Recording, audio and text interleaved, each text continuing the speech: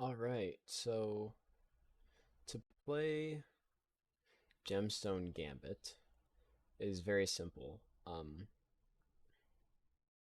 start off with each player at the beginning of their respective tracks, and turn order will go based on each player rolling the die to begin. Whoever has the highest roll will go first.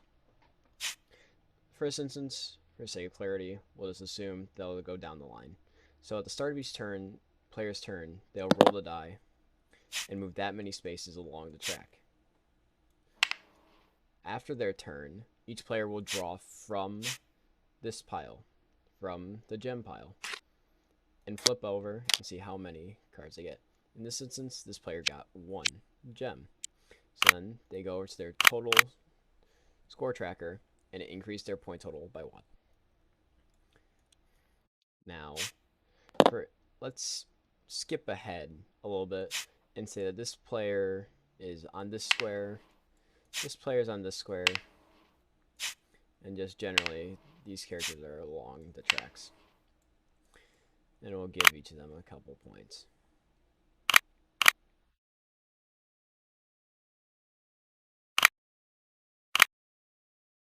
Now, in this instance, when a character is on intersecting track paths, there can be an event called a strike or an accident.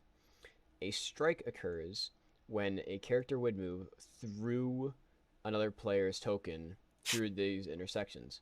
So let's say, for example, the red piece got a 3 on their roll. They would move 1, 2, 3, moving through the blue token. That would cause the blue token to be struck by the red piece. Now, the way the strikes work is if you are on the track's intersection and you are struck by another player, you will lose gems equal to the amount on the roll. So say the red piece was here and they rolled 3. 1, 2, 3. The blue token would lose 3 gems from their score total. These gems are not added to the red piece's total.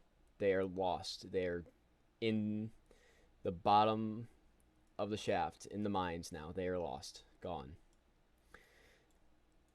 Let's say, for instance, that this red player would have rolled a 2, thus putting them on this track piece that intersects with the blue piece. Now, this is what's called an accident. An accident will cause both players to lose gems equal to the roll. So if they came to this spot with a roll of 2, so 1, 2, they would land on them. That will make both players lose 2 gems. And then as well, since players cannot share the same space, the red player then move back 1 space. They will not pick up an additional... They will collect on whatever space they are. So if it is a regular space, they'll collect a gem as normal. If it is a power-up space, this is next. If you land on a space with an exclamation point, instead of drawing from the gem pile, you will draw from the power pile. Now, from this pile, you have different power-ups, and you can place these into your hand. So, this would be a +1 to next roll. So say it comes back around to the red player's turn. They then choose to use this power-up. So then, after they roll a 6, and then they add +1 to their roll. So now they have a 7, shooting them far along the track.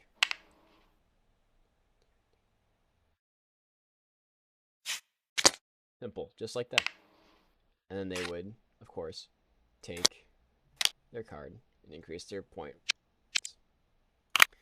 Now, these power-up cards, can be played on any player's turn.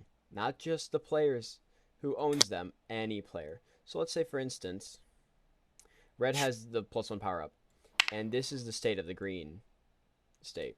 And say yellow has, say, 5 gems. Red wants yellow to lose gems here. So they will then play this +1 onto the green token onto the green player's turn and say, hey, I want you to hit him. So now, regardless, you're going to roll a 2. This green player is going to roll a 2 no matter what, at least. They roll a 2, so then they get a 3. So now 1, 2, 3. That's going to make the yellow player lose 3 points. There are also other cards in here that might subtract from other players' rolls. And you can maybe cause some player, hey, you're within range of that next, like, intersection. I want to try and make sure that you land on that space. You can use a subtraction one. Let's see if I can find one here. Right there. See? -1 to next roll. I want to try and make sure that you land on that intersection. So I'm going to make you subtract 1 from your roll. You must do this before the roll. You cannot play it after. Before the roll. It's still a game of chance. So that is also the case. And then there are also some cards in there that you just get extra gems. Gain 1 gem, gain 2 gems, stuff such like that. Now, sometimes there will be leftover track intersections because sometimes they're multi-way tracks.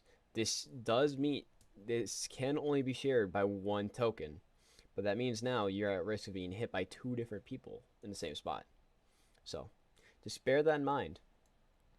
So, places like these where these are touching or so, overlapping such as this, these are, for the purpose of the game, touching and intersecting.